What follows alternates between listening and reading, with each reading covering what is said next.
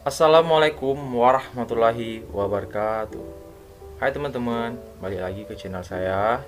Perkenalkan, nama saya Diego Setia Pratama, NPM 1962-2010-62 dari Prodi Akuntansi Universitas Muhammadiyah Bengkulu. Baiklah teman-teman, pada video saya kali ini saya akan menjelaskan materi dari sistem pengendalian manajemen yang berjudul biaya sistem pengendalian. Sebelum itu, selamat menonton. Jangan lupa like, komen, dan subscribe-nya ya teman-teman. Nah, langsung saja kita bahas. Dalam materi bab 5 biaya sistem pengendalian, intinya itu ada dua, yaitu biaya langsung dan biaya tidak langsung. Bisa dilihat dari slide ini, biaya langsung dalam sistem pengendalian manajemen mencakup seluruh biaya out of pocket, biaya moneter yang dibutuhkan untuk mendesain dan mengimplementasikan sistem pengendalian manajemen.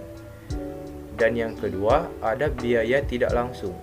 Biaya tidak langsung dapat dikurangi oleh biaya langsung pengendalian yang disebabkan oleh sejumlah efek samping yang merugikan, termasuk perubahan perilaku, gamesmanship, penundaan pekerjaan, dan perilaku negatif.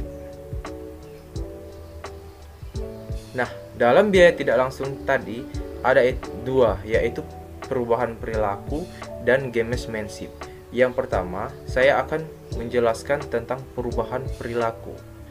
Nah, di sini bisa dilihat perubahan perilaku adalah efek samping yang berhubungan dengan SPM atau sistem pengendalian manajemen yang umumnya muncul dan dapat menyebabkan biaya tidak langsung yang signifikan pada suatu organisasi.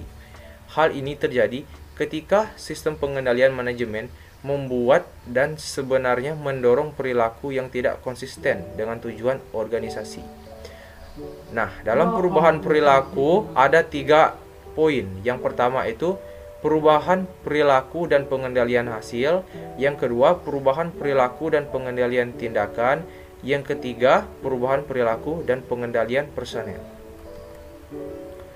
Nah, dari penjelasan 3 poin tersebut, mari kita jelaskan satu-satu.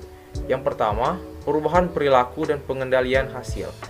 Dalam sistem pengendalian hasil, perubahan perilaku terjadi ketika suatu organisasi menetapkan perangkat pengukuran hasil yang tidak sesuai dengan tujuan organisasi yang sesungguhnya.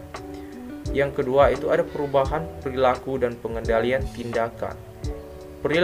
Perubahan perilaku juga dapat disertai pengendalian tindakan.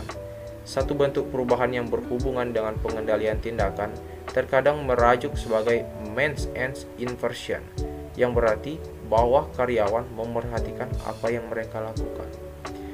Yang ketiga atau yang terakhir, perubahan perilaku dan pengendalian personel. Perubahan pengendalian personel dapat muncul dari perekrutan karyawan yang salah atau dari pelatihan yang tidak mencukupi. Nah, tadi kan ada perubahan perilaku. Nah, yang ini yang keduanya adalah gamesmanship. Apa sih itu gamesmanship? Bisa dilihat lagi dari slide-nya.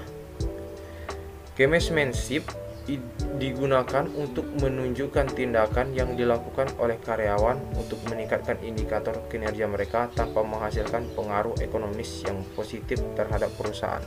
Nah, menurut saya gamesmanship ini lebih ke arah mencari muka itu. Mencari muka kepada bos, direktur, atau manajer itu tanpa meningkatkan indikator kinerja mereka dalam suatu perusahaan tersebut. Nah, dalam gamesmanship ini terdapat 3 poin. Yang pertama itu menciptakan sumber daya slack. Yang kedua adalah manipulasi data. Yang ketiga atau yang terakhir adalah perilaku negatif yang ditimbulkan dari pengendalian tindakan. Yang pertama itu adalah menciptakan sumber daya slack. Kecenderungan artinya adalah kecenderungan untuk menciptakan slack terkadang terjadi ketika pengendalian hasil yang ketat sedang digunakan. Ketika karyawannya sebagian besar pada bagian manajemen dievaluasi apakah mereka sudah mencapai target anggaran atau tidak. Yang kedua itu adalah manipulasi data. Manipulasi data dapat terdiri dari dua bentuk, yaitu pemalsuan dan manajemen. Maksud dari manipulasi data ini misalnya kita menjiplak atau meniru data dari rekan kerja kita, padahal data yang kita buat itu bukan murni dari data kita, melainkan data dari jiplakan teman karyawan kerja kita gitu maksudnya. Yang ketiga itu adalah perilaku negatif. Nah, biasanya perilaku negatif ini timbul dari pengendalian tindakan. Oke teman-teman, itulah yang dapat saya sampaikan pada materi yang saya jelaskan.